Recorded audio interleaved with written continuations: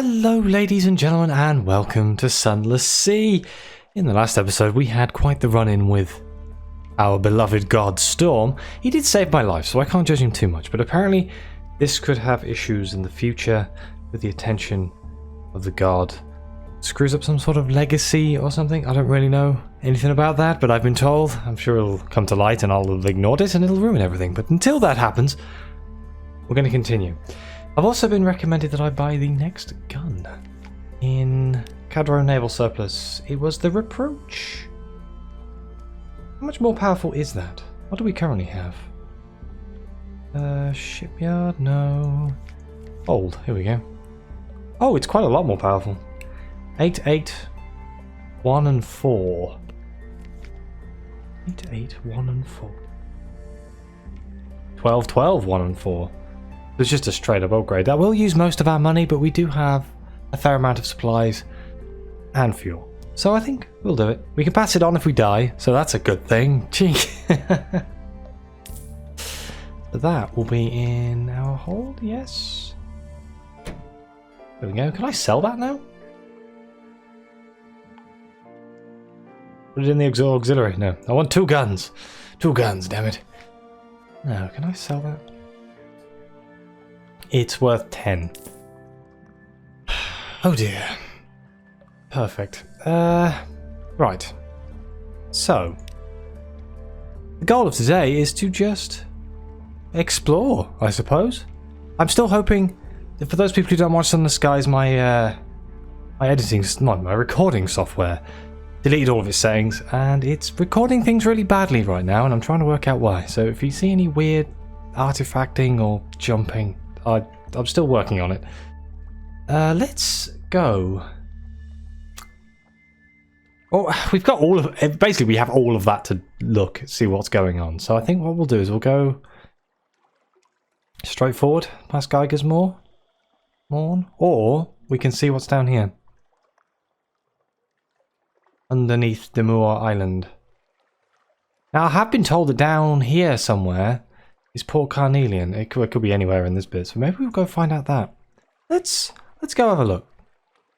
Let's go straight down. There's some nasty, nasty ships, though, which is kind of worrying me slightly. But what's the worst that can happen other than death? I'm kind of hoping this is recording okay. It looks like it is. This whole... It's weird. Normally I don't have to worry about it, because I've been recording for so long that I just had all of the settings that were set up. Just like, oh, press play, or press record, and you're all good. Now it's like, is everything working again? Ah, some lovely music. Right, let's stick to the... Damn it. That terror's quite high, but there is lights down here. Let's just stick to the lights if we can. I should probably dock at Mutton Island just to get the port report. Wait, did I have any port reports? I sure hope not. I'm sure I was smart enough to hand all of those in the last episode, surely. I'm going to assume I did. Let's go with that. Let's stop off in here. Be nice to get a faster engine, if that's possible. Oh, something awaits. Oh dear. Recurring dreams. You have begun to dream of a vast eye. It knows you. You cannot evade its gaze. Again and again you are alone on a wide black sea. The eye is aware. Your nightmare will come upon you from time to time, inspiring terror. Gain restful nights at your lodgings to help you resist it. If you defeat it, you may gain a secret. Okay, well, I don't think I did get a... Did I rest at my lodgings? I can't remember. Oh no! If only I could pay more attention to the things I'm doing. Well, let's just dock in here. Approach the dock. Ask about. There we go. We lost some terror. Always good. Got a Z story and an intriguing snippet. Ooh, is the festival over? Something's changed on Mutton Island. Where's the chimney smoke? Where are the people? Mutton Island rests silently under the false stars. No smoke rises from the chimneys. No feet tread the streets. No ruddy-cheeked locals trade rustic aphorisms on the jetty. What has happened? Let's explore the shore. Damn it, we gained 1 terror.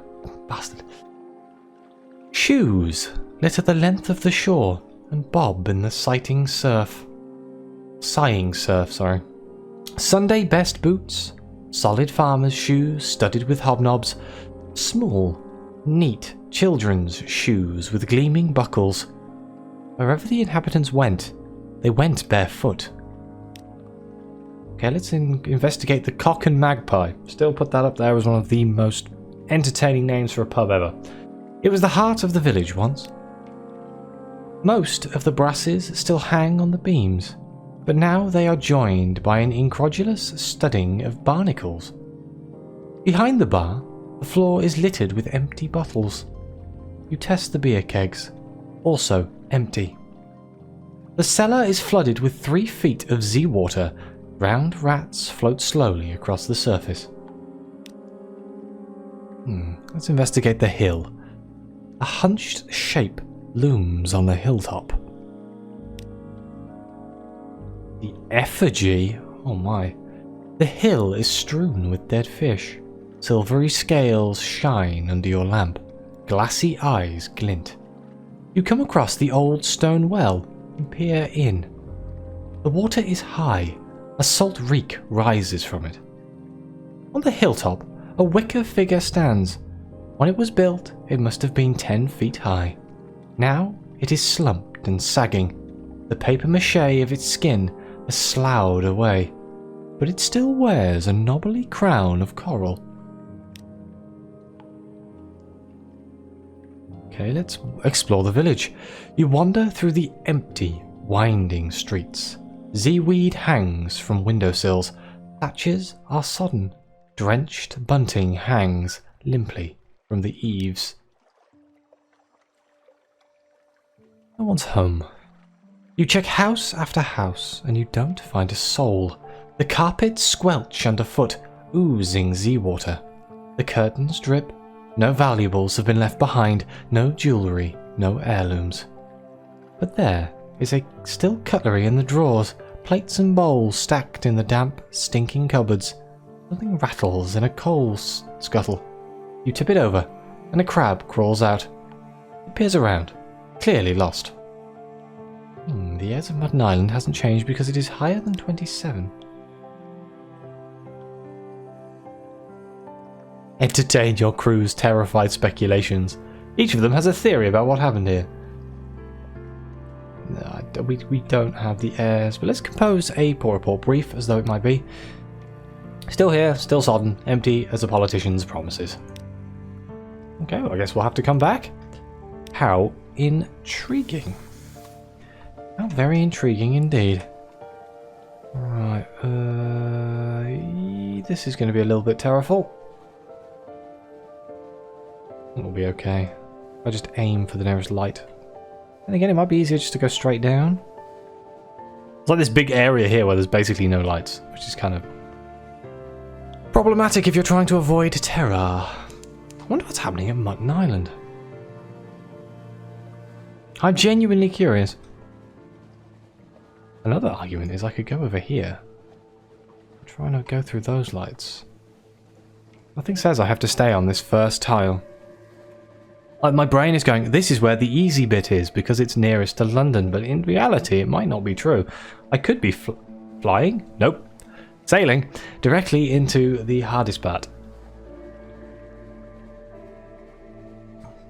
Just because it's in the first row doesn't necessarily mean it's easy, is basically what I'm getting to. Let's...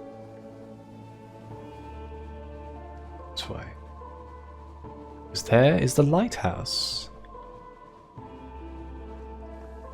Well, here we go. We're exploring again. What's the worst that can happen?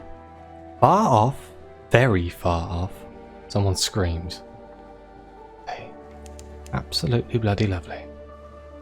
That's a ship that I do not want to tangle with if I can get away with it. This is going to be full of pirates. Iron and Misery. Oh wait, we've been there, haven't we? The Iron and Misery funging station. We got lucky and found that. Let's go straight diagonal here. We do have a bigger gun now, so in theory, if I can improve my combat skills, we can fight off things quicker. We can fight off quicker, we can kill them quicker, and they won't hurt us. That's the plan.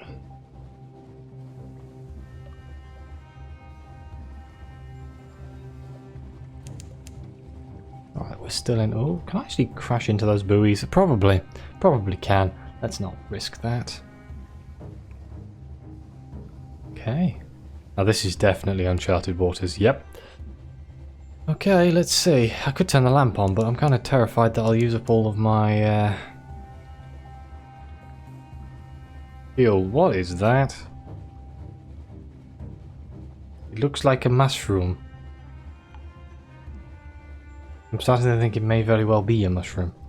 Now, I've played enough Failbetter Games. Oh, mushrooms are not a good thing. Can I send off the bat? Holy sh... That's a big crab. The Uttershroom is some distance to the southwest, and I've also just noticed where the dock is. It's over here. Bugger. Bugger, bugger, bugger. Can I go under this?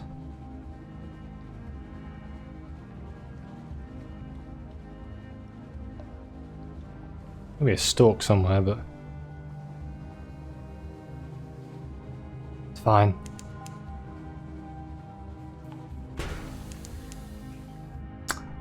It's crashed. Crashed again. There we go. It's fine. No. I couldn't see. It's not fair if I can't see. Wait, what? Don't you dare forget. You stand on the bridge with the likely lass's locket in your hand. You can keep it. It's a risk for both of you. Shorebound lovers grow lonely and sea captains die young. We can throw it away. With enough time and effort, you could break her heart. Or she, yours. We'll keep it. It's a risk for both of you, yes. The sea air is cold, but the heat of your blood has warmed the metal of the locket. Keep it close. Here we are, at the Uttershroom. The queenly core of the spore-haunted seas. What could possibly go wrong here? Who would choose to live on a giant mushroom? Climb the fungal fibre ladders to its summit. Shaggy, suspicious villagers scratch a living here, amidst endless clouds of spores and scurrying mobs of plant-animal hybrids. None of them ever leave. Monsters, one of them explains darkly. Sea, full of monsters. Okay. So we can visit the village. Hospitable? Not exactly. But they usually don't chase you off with sticks, and they usually let you sit beside their mildew-smelling fire. The central contradiction of Shroomer existence. They hate the Uttershroom, but they do anything to avoid leaving. Monsters! Today they're telling the story of how they came here. It features a shipwreck, a rain of orange jewels, the mother's blessing. There's a great deal about adversity and survival, and wistful hints about their homeland, somewhere to the west. Somewhere to the west. That's just into the black, I'm afraid. I don't know anything over there. Let's gather some intelligence. What happens here on top of a mushroom the size of Marlborough? The villagers live a shabby but sufficient life. The Uttershroom provides. They are secretive, taciturn, incurious. Ships rarely visit. A gaggle of blemigans, purple tentacled fungus things, follows you down the rope to your ship, whistling cheerfully. Blemigans are vicious little monsters, usually, but the ones on the Undershroom seem friendly. If they trouble you, you could probably throw them overboard. Hey, we got 2 docile blemigans. I do love blemigans. Okay, we can encourage the Blemigam Gallivantier to explore. You might feel a kinship with the place. It's certainly very mushroomy. Your ever-present Blemigan is, for once, nowhere to be seen. The engine room is quiet. Your maps are exactly as you left them. Not one is defaced or crumpled into a ball. Finally, you spot the tip of a tendril poking out from under a pile of unwashed clothing. Your Blemmigan indicates that under no circumstances whatsoever will it be emerging. What could be so bad about the Uttershroom? Did the other mushrooms bully it? How bizarre. Well, he definitely doesn't want to be here, and we can't trade honey. But keep in mind that if we do get honey, we can bring it here. Honey, a shroomer explains. Everyone wants honey.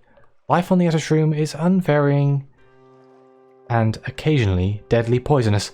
The shroomers are desperate for the diversion the prisoner's honey can bring, but vague about what they can pay in return. Supplies, though, at least. Well, okay, I'll keep that in mind. There doesn't appear to be anything else here, and they don't sell anything. So, shall we continue our little exploration down south and hope we don't come across something nasty?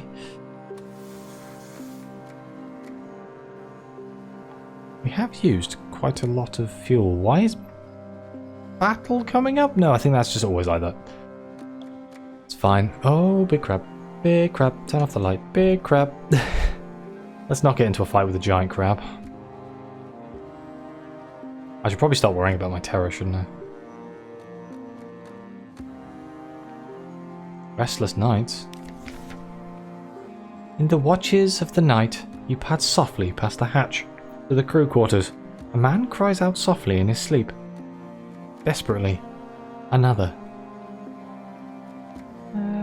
Let's just ignore them. The crew is subdued as they take their meals, but all is quiet in the next watch. At some point I am going to have to start, like, desperately trying to lower my terror. What is that? That does not look friendly.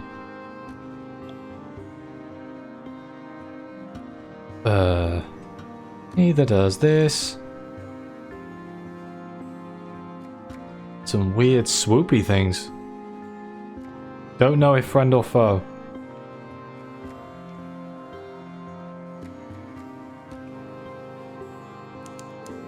I mean, I'd rather not find out. The Carnelian coast, far to the south. Friend or foe?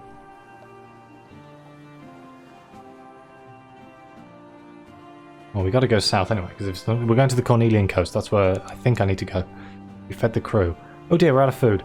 That was something I didn't think of. Bugger, bugger, bugger. I suppose I can eat you. I'm sure the Carnelian coast will have something, right? The Port Carnelian. Oh my freaking god.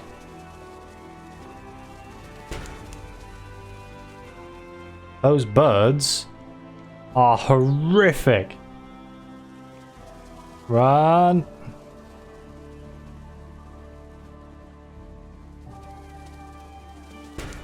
Ow.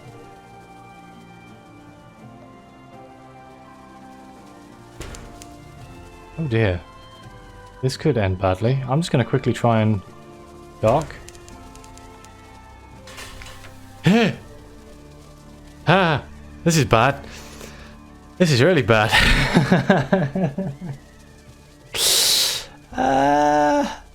Why are parrots so deadly? On the other hand, I found Port Carnelian. This might be the last thing we ever do. The Fierce Philanthropist. A house is built in the tall, porticoed London style. That noise is going to drive me nuts. They do sell supplies here. Quite cheap, actually. Don't suppose you repair ships. Oh, they do sell the Claddery Heart. Guess that's DLC by those things. Okay. I don't think we're going to get out of this somehow. Unless they fly off on their own. Please fly off. Please just leave. Please. Okay.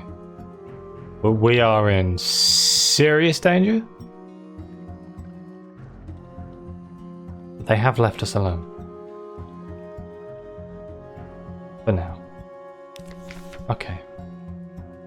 Oof. They're parrots. I thought they were going to be like bats and they did like 5 damage, but I guess coming down here is a dangerous game. Let's do the Zubmariner thing. The house is built in the tall porticoed London style. Red brick and white plaster. Decorative iron railings, painted black. Its mistress is the subject of intense colonial gossip. Independently wealthy, an industrialist's daughter, a widow. Unwelcome in London. What, then, does she want with you? An invitation arrived as soon as you docked. Ooh, it wouldn't hurt to have the backing of a wealthy benefactor. Definitely not. And it will begin the quest which allows you to obtain a submarine.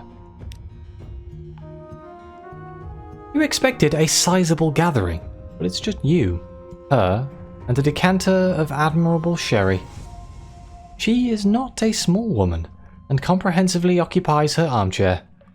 She wears sensible satins and sensible shoes. Her hair is impeccably curled. I've heard a number of shocking things about you, my lord, all of which I consider thoroughly promising. Her accent has a hint of Midlands melancholy to it. She must have spent much of her life on the surface. I definitely didn't give her the right accent.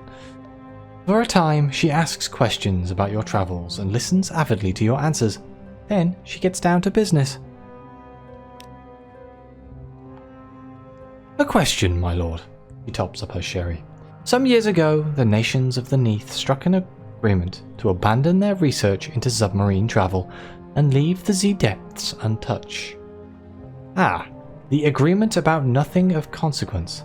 Sailors mutter about it when listing the Admiralty's follies. You nod. She raises her glass to her lips. And what is your opinion of this agreement? We can either scoff about it, it's nonsense, nowhere should be forbidden to the capable explorer, or we can approve of it, it's probably for the best. The Z surface is bad enough, God knows what unpleasantness lies below.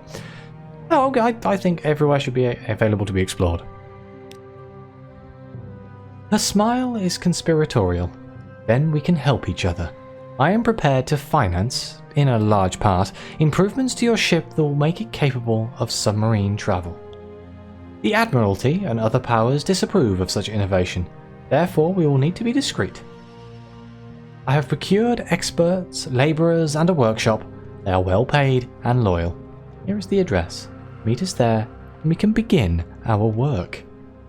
The fierce philanthropist will help you convert your ship to submarine into her hidden workshop. I don't think I have any of this stuff. On the shore of a gloomy inlet stands a rickety factory. Once, and supposedly still, it was committed to the cutting and polishing of sapphires. Now, it is the place where the fierce philanthropist houses her intrepid staff of engineers and ingenious men and women who will convert your ship into a submarine. I'm guessing we donate things? Apparently so. We can donate a mysterious device. Heretofore, its purpose was mysterious, but the chief engineer insists it's precisely what they need. So we can sacrifice an outlandish artifact to increase your experimental modifications by 60. Don't actually know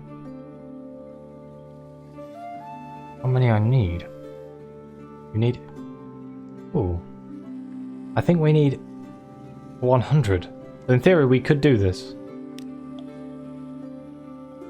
You watch your artifact being welded into a tangle of pipes down in the bowels of your engine. It'll never work, mutters one engineer.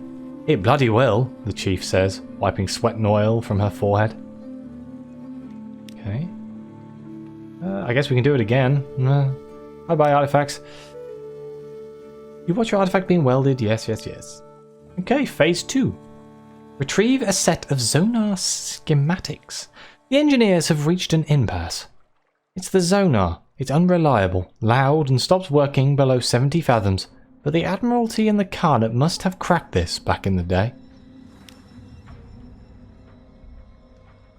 The engineers brim with conspiracy theories about the old submarine programs.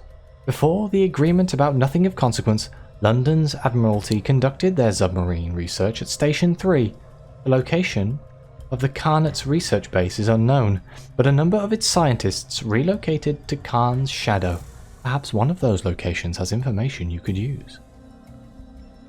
Okay, well we know where Station 3 is. I don't know where Khan's shadow is. That may be another thing that we can look at. Station 3 is the one with the... Yeah, Station 3, it's right there. Okay, cool. Now let's explore Port Carnelian. London's first undersea colony sweats under a blanket of southern heat. To the right of the dock, the sapphire mines yawn. To the left, the governor's house stands prim as an Elderwick mansion. Behind lies the fungal jungle, ghostly in white and violet. But we can't assist the specialized collector because we need a submarine. We can visit Murgatroyd's Imperial Tea Shop. Behind the windows, spoons clink on china. 20 echoes for a tea? I don't think so. That's a lot of money for not a lot of good. Call in at Hart's Cross House, where the governor's administers this distant fleck of Her Majesty's empire. Okay. A poor report. The governor is very, very busy. An attaché offers you a bowl of sugared puffballs and explains the work the governor does among the natives. How to keep them happy. What? After all, they are tigers. Ooh, tigers. Wait. We can put a ptarmigan ashore. What could this possibly do? Okay. The heart of the colony thrills the ptarmigan. It sits quivering by the port rail. It trips over its own tendrils in its eagerness to advance. It heads straight for the governor's house, or perhaps the jungle behind it. Not your problem, either way.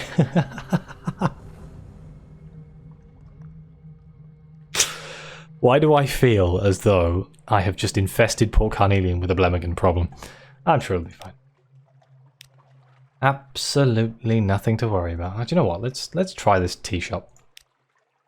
5 terror, okay.